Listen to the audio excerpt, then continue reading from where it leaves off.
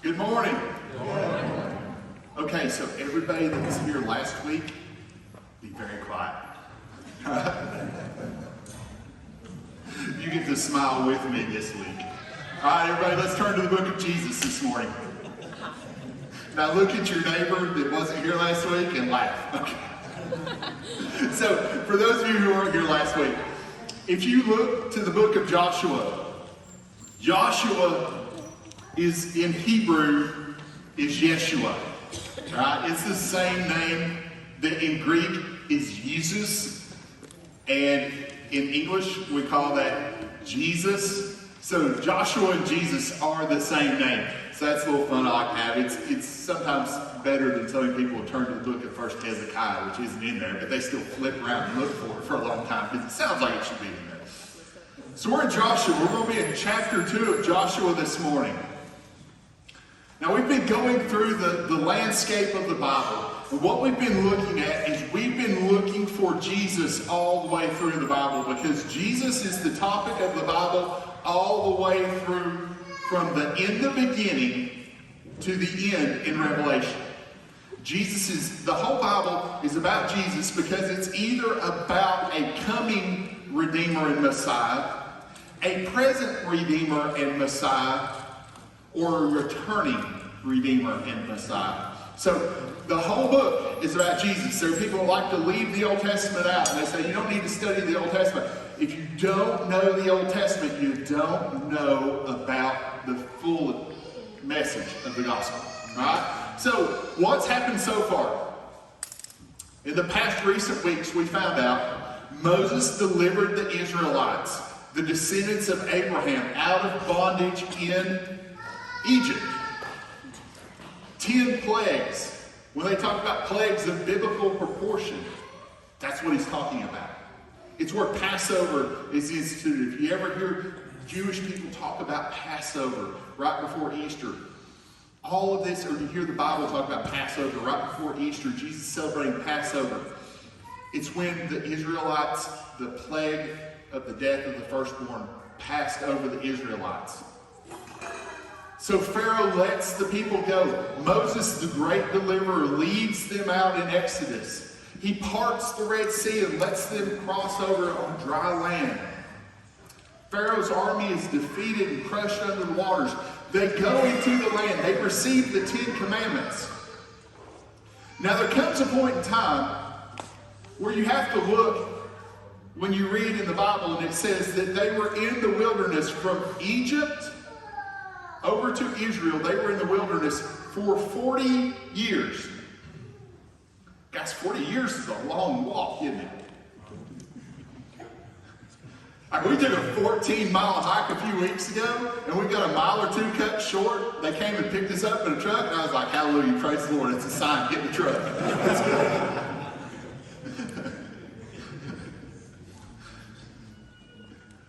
40 years worth of wandering around in the desert, and you think, well, it takes that long to walk from Egypt to Israel. No, it doesn't. This is a few months trip. Granted, they had several million people. They were dragging along everything they owned. They were dragging along herds and children and families and all their possessions. But still, it shouldn't take them any longer, worst case scenario, than a year to get there, to the land that God has promised them. But something happens along the way. Moses sends out 12 spies, 2 of which, if you read the book of Joshua, their names are Caleb and Joshua, are 2 of the 12. And those 2 are the only ones that come back with a report saying, let's go do this. We can take it. Yes, they have walled cities. Yes, the people are bigger than us. They're well fortified. They're militarily superior, but God is on our side. The land is worth taking. It's worth the risk. It's worth having faith in God. He's done all these other things. I mean, don't y'all remember when he parted the Red Sea, for heaven's sakes? But 10 of them come back and say, no, we don't want to. And they get the whole congregation of Israel to say, we ain't going. We're good. We didn't come out here to die. And then they complain. In Egypt, we had all kinds of spices and herbs, and we had this, and we had that. And they forget that they were slaves. And so God says, that's fine. I will still bring this people into the land, but it won't be you people. Who it's going to be is your children. Because if you want to stay out here in the desert and die, that's fine. I'll let you stay out here in the desert and die. But I'm still going to be true to my word, to your father Abraham, because I'm a God of promises, and I'm going to take this people into the land, just not with you. So a new generation comes. Moses passes away. Moses never makes it to the promised land. He's 120. He too has sinned in the wilderness by not trusting God. When he was supposed to speak to the rock, it said he struck the rock. And God says, because you were supposed to demonstrate faith to the people and you didn't, I'll show you the promised land. But Moses is 120, you're done. So Joshua becomes the new leader. Joshua is the one that God says, be courageous and strong and go into the land. You're the one, Joshua, who years ago, 40 years ago, you said, I'm ready to go. Joshua, here's your chance, and here's your opportunity, and here's how you know that you're going to succeed. It's not by your military might, it's because I will be with you. So that brings us here to where we're at now, and they're getting ready to invade Jericho. Anybody here heard of the Battle of Jericho? Really famous. Well, if you read in the Bible, it says that while they wandered in the wilderness, they also fought other enemies. But here's the problem. They have never fought anybody in a walled fortress before. They don't know anything about fighting in a walled fortress. They don't have a plan for it. They don't have the means to build what they called siege engines at the time, which there was really no engine like we think about it. It's a big tower. Some of them had battering rams. Some of them had catapults in them. And that's how you laid siege to the people and starved them out till they were out of food and they were out of water. And they just really didn't have the resistance to fight anymore.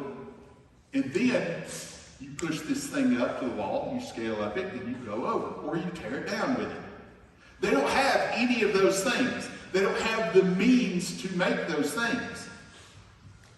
So they're a little worried. They're a little distraught about how they're going to do this. So Joshua says, you know, Moses sent 12 guys in, so I'm going to send 2. Because only 2 gave a good report when they came back.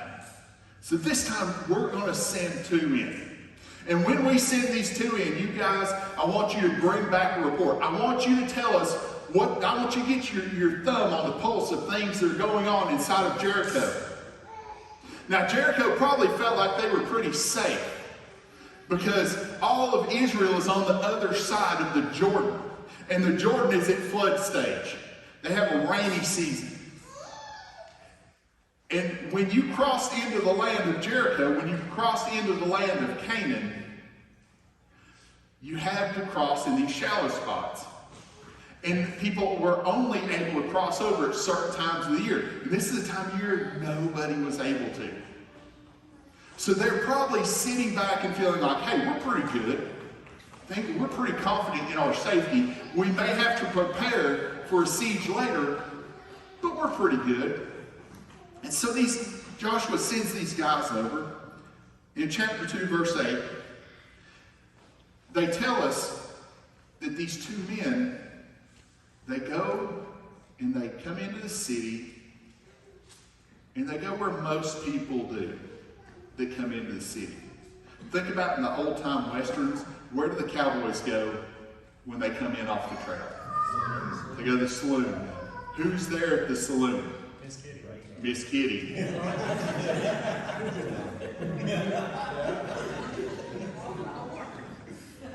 Anybody know, don't say it out loud. Anybody know what Miss Kitty does for a living?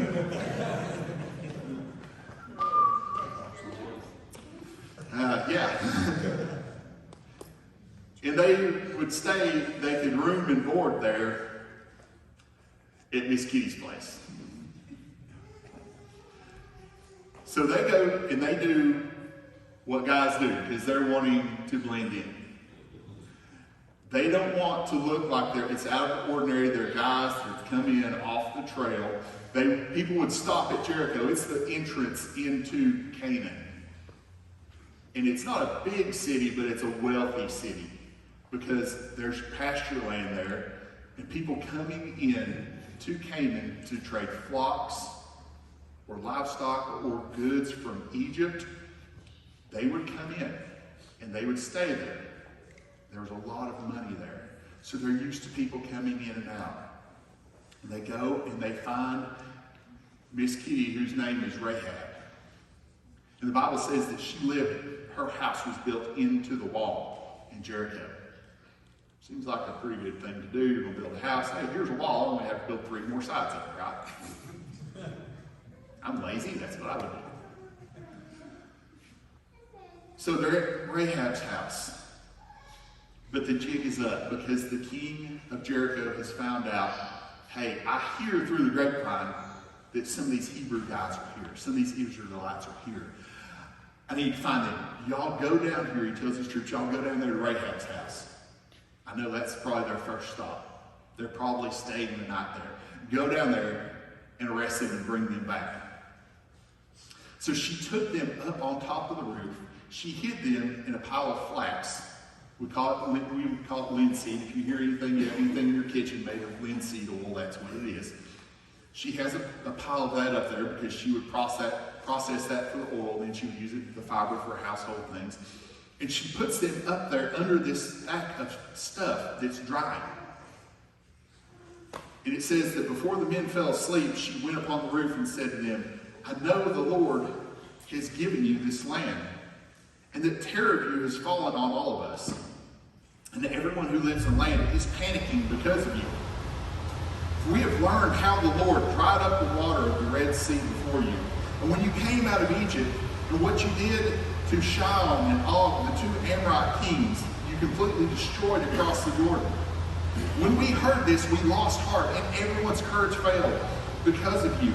For the Lord your God is the God of heaven above and the earth below. Now please swear to me by your Lord that you will also show kindness to my father's family, because I show kindness to you. And give me a sure sign that you will spare the lives of my father and my mother, my brothers and sisters, and all who belong to them, and save us from death. Guys, Rahab makes a great statement of faith. Because what looks like a bunch of nomads is camped across a flooded river. Now she knows that they've defeated armies that did not have a big city to go hide in. And although they're separated by a flooded river and these city walls, and Jericho looks militarily superior, and everyone else there should be confident, they're kind of scared, but they won't admit it. She says, I know that your God is not like our gods. You see, our gods are little gods. They're little gods who they just rule over maybe the rain, and maybe one of them rules over the sun, and maybe one of them rules over the night. But your God's not like that. Your God is the God that rules everything.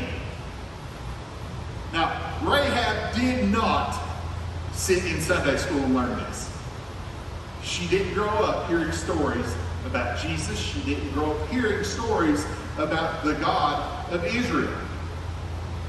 What she has heard is stories coming in from Egypt. You see, there was a great Egyptian influence in this land. Canaan at this time was almost like an Egyptian territory.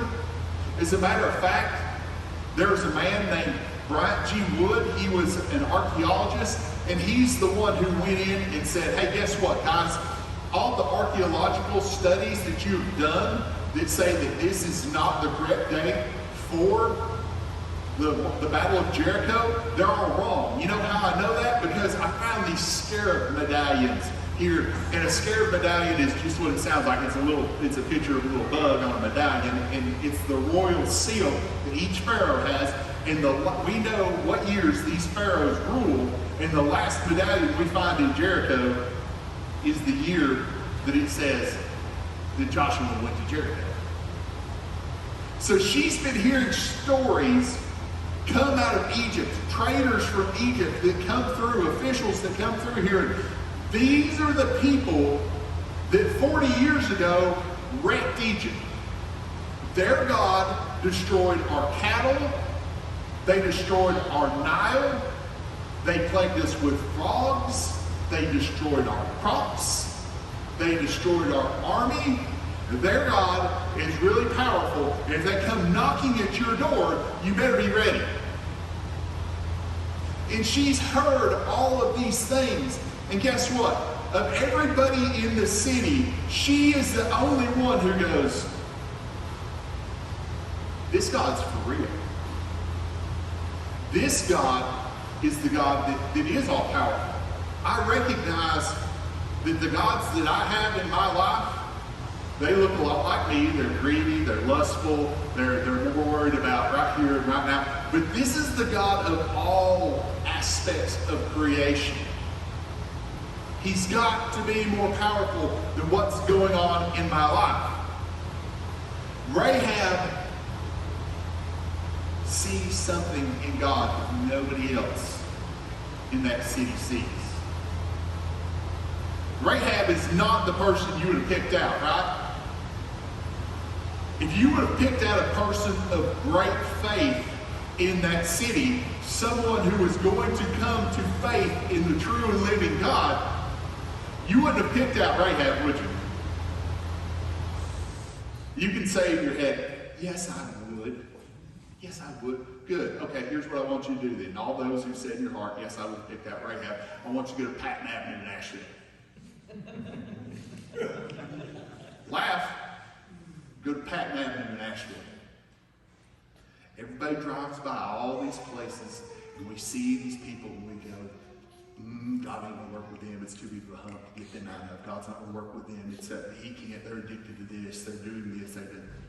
God ain't going to mess with them. He doesn't have plans for them. He's got plans for me. He doesn't have plans for them. Go out there to Asheville. Share the gospel with somebody standing on the street corner.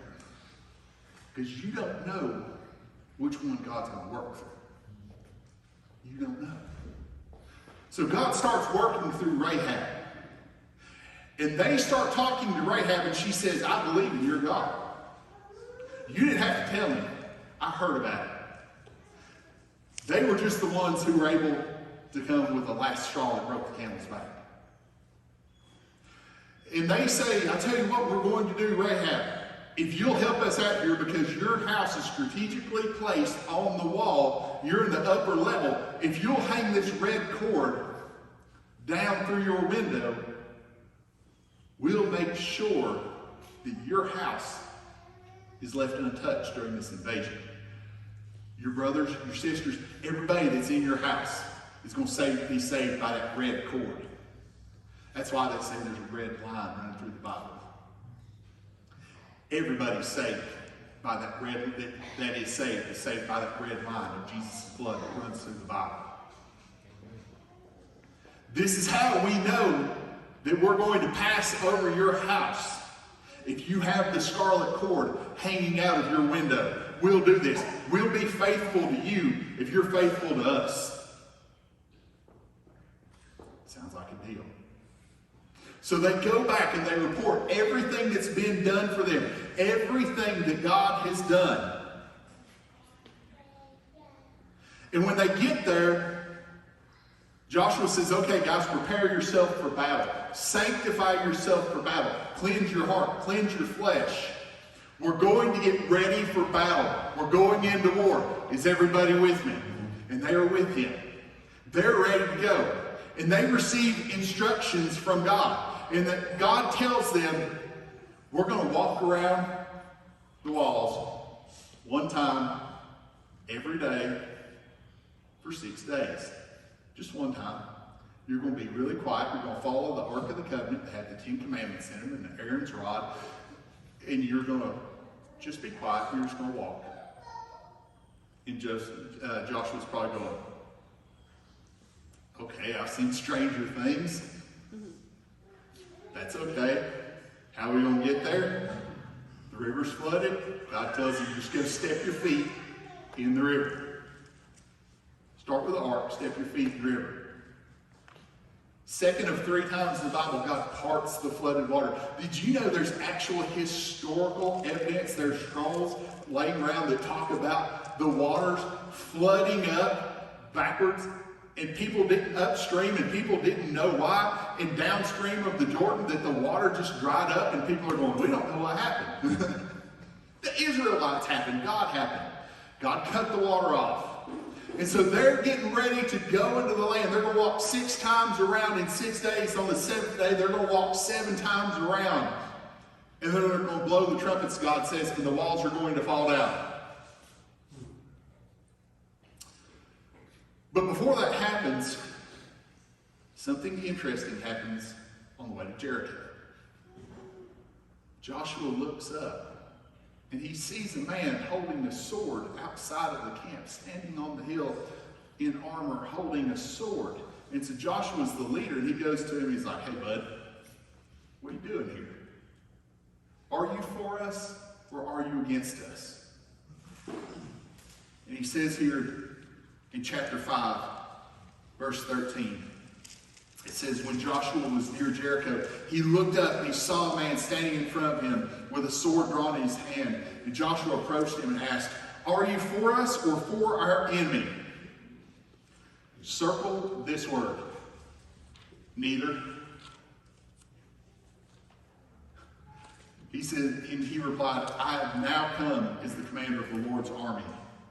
And then Joshua bowed with his face to the ground in worship and asked him, what does my Lord want to say to his servant? And the commander of the Lord's army said to Joshua, remove the sandals from your feet, for the place you're standing is holy.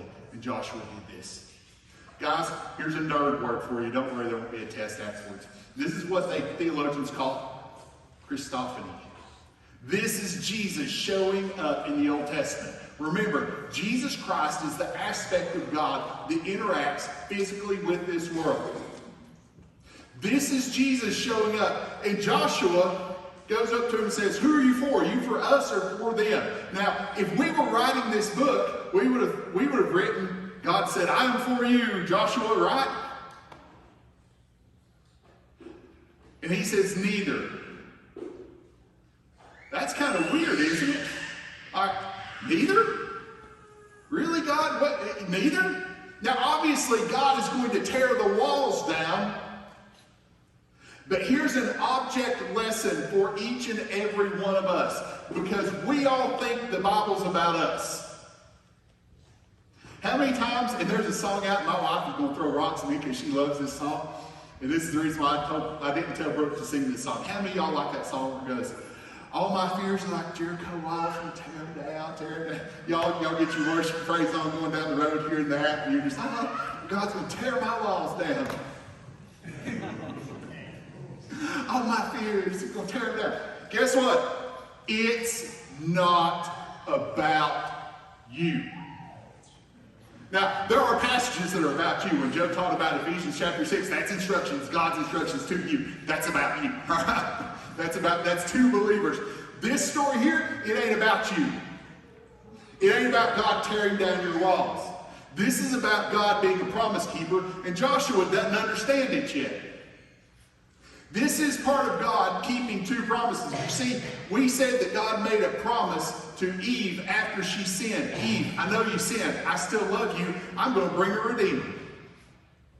Promise number 2, Abraham, you're my friend. I'm going to use you, and I'm going to make your descendants a great nation. Why? Because I'm going to use your descendants to bless the whole world, i.e., I'm going to bring my Redeemer through you. In your Bibles, it probably says this is the story of the conquest of Jericho. I'd like to tell you this is not the story of the Battle of Jericho. This is the story of the rescue of Rahab. This is God looking down and saying, out of everybody here that is participating in all these evil things, she's not any better. Here's the difference between Rahab and everybody else. Rahab has faith in me. She doesn't even know who I am or what my name is, but she has faith in me. And of all the people here, this place is getting ready to be destroyed. But I know that my daughter, who's lost in sin, is living down there, but she believes in me. I'm going to bring her out. You see, it ain't about you, it's about Rahab. It's about God saw her in a place that was awful. He saw her in a place where she didn't want to be. And he's going to use Israel to come in here and tear all that down. As a matter of fact, we're going to see later, Joshua doesn't get to keep the city. He doesn't get to keep the gold. He doesn't get to keep the spoils. All that belongs to God. But the greatest thing that comes out of this whole battle, the greatest thing, the thing that Israel gets out of this whole battle, the most valuable thing is a woman who's a harlot named Rahab. Do you know why she's valuable? It's because over in Matthew chapter 1, in the lineage of Jesus, it says there was a guy named Salmon. Now, if you look in Chronicles, it'll tell you that he's the guy that founded Bethlehem, a well-to-do man. Where they called the city of David, that's because his great-grandpa founded it. And Salmon married Rahab. And Rahab had a son named Obed, and Obed had a son named Jesse, and Jesse had a son named David. And through David came Jesus. So the greatest thing that, see, here's the place where Joshua comes into it, where you can look in here. This isn't about you, and it ain't about Joshua. This is about Rahab and God's plans for Rahab. However, what you can take out of this and what Joshua can take out of this is just because it's not about you doesn't mean God can't use you in this place. Sometimes you don't get the benefit out of it. Not the benefit that you can see. Sometimes God puts you in a place to work for Him, and you may never even see the fruit of it. Joshua, until the day that Jesus is born, and he's looking down, he's probably sitting up there and going, okay, now I get it. I see this Christ child being born. Because Joshua's not dead. He's just living in another state. You need, in your life, we need to quit looking and going, what is God going to do for me? Start asking yourself, how is God going to use me to further His kingdom? I may not see it, but somewhere there's probably a Rahab, and He has great things for Rahab. Somewhere you may touch somebody's life, and years later, that person may be the next Billy Graham. That person that you thought that you would be wasting your time on, that at great personal cost, do you think that Joshua was a little scared going to march around a walled fortress? But here's what's happened. They go out and they march around, and on the seventh day, because Rahab believes, and because Joshua followed his orders that were given to him by God, the walls fall down. And we know they fell down because archaeologists have found Jericho. Now, there was a lady named Kathleen Kenyon, and she went and did a dig, and she got all kinds of famous for digging at Jericho, and she said, no, Bible story didn't happen. all the walls fell in, and they were beat in, and it was a long siege. And we can tell all these things, it was a siege. Then Dr. Wood went through and he dug under that and found the original city of Jericho, and he said, nope, here it is, the walls fell out.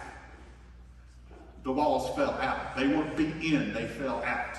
And furthermore, he found out that there were jars still full of grain buried for centuries and eons under the ground that had the remnants of grain in it because they didn't have time to eat all their stores. And can you imagine being Rahab and sitting in your house and watching the walls start falling down? And guys, she had 7 days to think about it. She had 7 days to turn her back on God. And she didn't. Instead, on the 7th day, she ran that cord out. And when the walls started falling down, she's probably looking out of her window going, uh-oh, there goes the neighbor's house. There goes the neighborhood. And her house is the only one standing.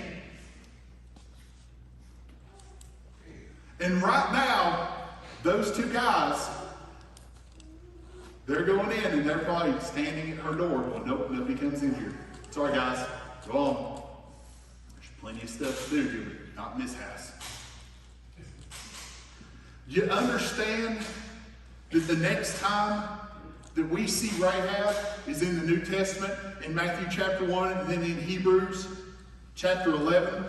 It says, by faith the walls of Jericho fell down after being marched around by the Israelites for 7 days. By faith, Rahab the prostitute welcomed the spies in peace and didn't perish with those who disobeyed. And then James, the brother of Jesus, guess what? It was his great-great-great-great-great-great-great-great-granny too. And he talked about her great faith. Don't get to the point in your life where the gospel is all about you. Sometimes it's about the rescue of Rahab. Sometimes it's about someone that God has chosen to work through. Because Rahab, she goes from being prostitute to princess. She's the wife of the guy that founds the city of Bethlehem. You don't know what God's going to do in somebody's life. God knows. Be open to his work. Be open to your fears and your doubts. When you look at the walls and you go, there's no way that those walls are going to fall. There's no way that he's going to choose this person. That's not your judgment.